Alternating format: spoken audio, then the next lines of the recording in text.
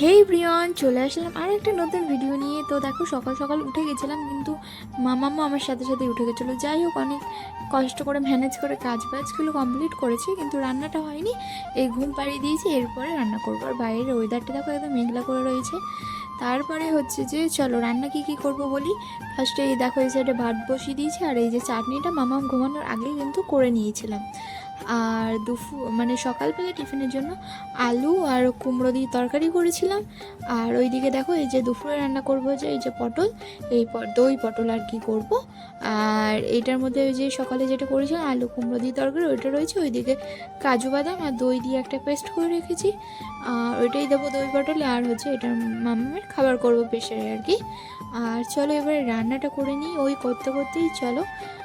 তারপরে দেখো, এই যে মাম্মাম কিন্তু উঠে গেছিলো। তারপরে ওইদিকে মাম্মামকে খেলনা দিয়ে বসিয়ে রেখে এই যে দইটা নিয়ে এবার যাবো। ওর পাপার জন্যও রেখে দিলাম, ওইটা শরবত করে দেবো। আর এইটা আমি আর মাম্মাম খাবো। আর এই জাগরি পাউডার নিয়েছি, মিষ্টি খাওয়া একটু অ্যাভয়েড করছি।